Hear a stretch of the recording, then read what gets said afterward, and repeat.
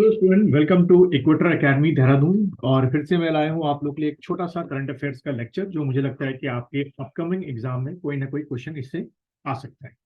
चलिए शुरुआत करते हैं। सबसे पहले हम करंट अफेयर्स के पहले टॉपिक में या पहले एक नाम की, वो नाम आप लोग लिखिएगा, सात्विक एंड चिराग। ठीक है, सात्विक एंड चिराग, ये दो नाम क्यों न्यूज में रहे? ये दोनों जो है आपके क्या है, बैडमिंटन प्लेयर्स हैं, इंडियन बैडमिंटन प्लेयर्स हैं। इन्होंने एशिया बैडमिंटन चैंपियनशिप, ठीक है, एशिया बैडमिंटन चैंपियनशिप में आफ्टर, बहुत बड़ी बात है, after the gap of 58 years जो है वो क्या जीता है, आपका गोल्ड मेडल जीता है।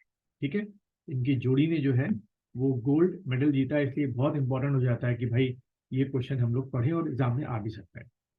इसके पहले अगर हम बात करें कि किसी ने अगर गोल्ड मेडल जीता इस एशियन चैंपियनशिप, बैडमिंटन चैंपियनशिप में, तो वो आपके थे दिनेश खन्ना। ठीक है, ये नाम याद रखिएगा, दिनेश खन्ना। इन्होंने गोल्ड मेडल जो है वो 1965 में जो है वो जीता था। और अब मौका हमें मिला है 58 ईयर्स के बाद कि भाई हम ये गोल्ड मेडल ला चुके हैं मतलब। और ये सात्विक और चिराग ने जो है किसको हराया, तो मलेशियन जो आपके प्लेयर्स थे उनको हराने के बाद जो है ये गोल्ड मेडल जो है वो जीता गया। इसलिए भी बच्चों ये गोल्ड मेडल बड़ा इंपॉर्टेंट हमारे लिए हो जाता है। उसके बाद नेक्स्ट बढ़ते हैं हम लोग। एक आपका पोर्ट जो कि न्यूज में रहा, तो आ सकता है, वो पोर्ट का जो नाम है वो है सितवे पोर्ट। ठीक है, SI सित वे, सितवे पोर्ट। अब क्वेश्चन क्या आ सकता है कि जो ये सितवे पोर्ट है, इसका जो कमांडिंग जो ऑपरेशन है वो इंडिया ने शुरू किया है। ठीक है, operation has been started by India. ठीक है, पहली चीज तो ये। दूसरा, ये सितवे पोर्ट जो है वो है कहाँ पर, तो भाई ये जो सितवे पोर्ट है वो आपका म्यांमार, या जिसको हम लोग पहले क्या बोलते थे, बर्मा बोलते थे, वहां पर। यहाँ एक और चीज आपको मैं बताना चाहूंगा कि जो म्यांमार या बर्मा है वो ब्रिटिश इंडिया से, यानी कि जो ब्रिटिशर्स थे उन्होंने इंडिया के साथ साथ इस पर भी कब्जा कर रखा था। तो ब्रिटिश इंडिया से कब आज़ाद हुआ, तो आप टिक करके आइएगा 1935 में जो है ये म्यांमार या बर्मा जो है वो आज़ाद था। अब यहाँ से एक और असाइनमेंट मैं आप लोगों को दे रहा हूँ, इसको एक नोट्स बना लीजिएगा कि नॉर्थ ईस्ट की वो कौन कौन सी कंट्रीज हैं। ठीक है, हमारी नॉर्थ ईस्ट की वो कौन कौन सी कंट्रीज हैं जिनके साथ म्यांमार की बाउंड्री जो है वो शेयर होती है। नॉर्थ ईस्ट को हम लोग और क्या बोलते हैं, सेवन सिस्टर भी बोलते हैं। तो सेवन सिस्टर्स की वो कौन कौन सी कंट्री है जिनके साथ म्यांमार जो है अपनी इंटरनेशनल बाउंड्री शेयर करता है। और अगला एक क्वेश्चन बन सकता है कि ये सेवन सिस्टर्स में से कौन सा ऐसा स्टेट है जिसकी सबसे लंबी बाउंड्री म्यांमार के साथ शेयर होती है, और सबसे छोटी कौन सा स्टेट है जिसकी शॉर्टेस्ट बाउंड्री जो है वो म्यांमार के साथ शेयर होती है। तो यहाँ तो देखो, करंट अफेयर्स पढ़ रहे हैं, उसको हम लोग कहाँ पे लिंकअप कर लेंगे, ज्योग्राफी में भी लिंकअप करते हुए साथ साथ में पढ़ेंगे। तो उम्मीद है आप लोग को ये असाइनमेंट समझ में आ गया होगा और आप लोग ये असाइनमेंट अपनी कॉपियों में कर भी लें। उसके बाद अगर हम बात करें तो यूपी गवर्नमेंट ने जो है वो क्या लॉन्च किया है, डिजिटल हेल्थ कार्ड। ठीक है, डिजिटल हेल्थ कार्ड।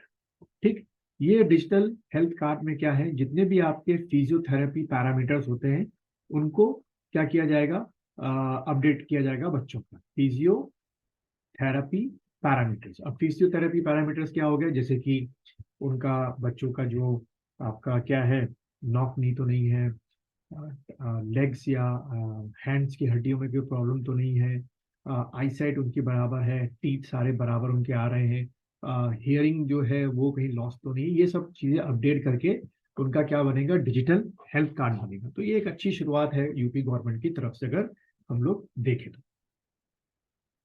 फिर अगला न्यूज में आपका प्रोजेक्ट संजय, प्रोजेक्ट संजय।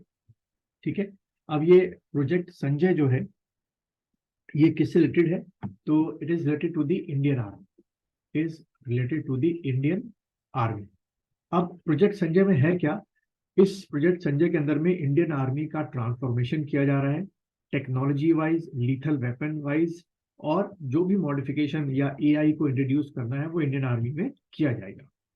इससे related, modification of Indian army से रिलेटेड कई प्रोजेक्ट पहले भी शुरू किए गए हैं, जैसे कि समा प्रोजेक्ट, ये भी इंडियन आर्मी में शुरू किया था, ठीक है, समा प्रोजेक्ट।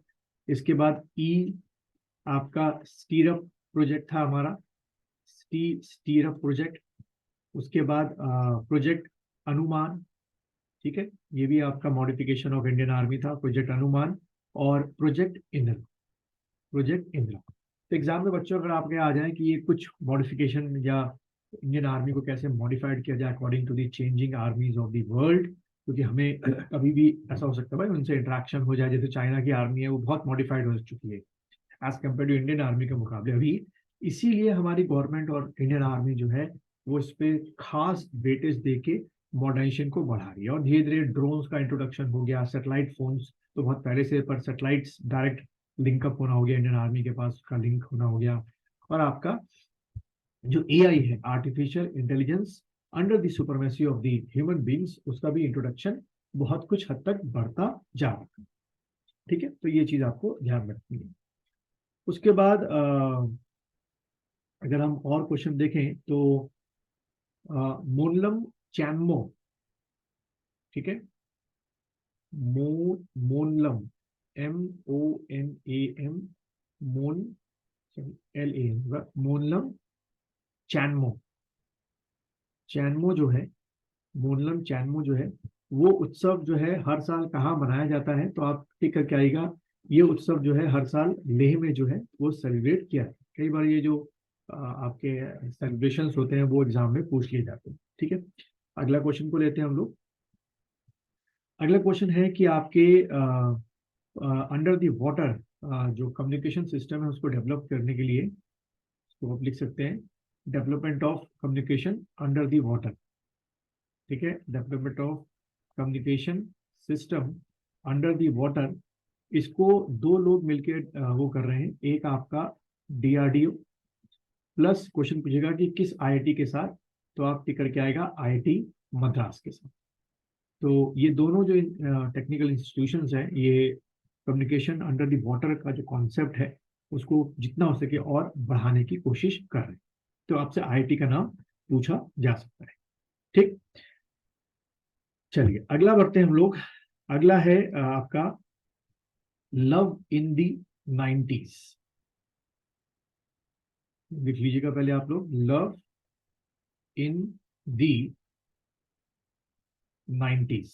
ठीक है, ये आपकी एक मूवी है, और ये किस कम्युनिटी पे बेस्ड है और किस स्टेट की है, तो अरुणाचल प्रदेश में एक कम्युनिटी है आपकी, तागिन कम्युनिटी। ठीक है, तागिन, TAGIN, तागिन कम्युनिटी, उस पर ये फीचर फिल्म बेस्ड है। उनकी जो सोशल जो स्ट्रक्चर है, जो वहाँ का डेली लाइफ का कॉन्सेप्ट है, वो चीज दिखाने की इस फिल्म में कोशिश की गई है। ठीक है, अच्छा, फिर उसके बाद अगला देखिए, पोषण भी पढ़ाई भी, ये एक प्रोग्राम शुरू किया गया, इसको लिख लीजिए, पोषण, POSHAN, पोषण, पोषण भी, और उसके बाद पढ़ाई भी। ये एक प्रोजेक्ट शुरू किया गया है बादी स्मृति ईरानी। और ये जो प्रोजेक्ट है पोषण भी पढ़ाई भी, इसमें 6 वर्ष से कम के जो बच्चे हैं, जो कि आपके कहाँ जाते हैं 6 वर्ष से कम के बच्चे, भाई हमारे यहाँ क्या होती है कॉन्सेप्ट, आंगनवाड़ी का।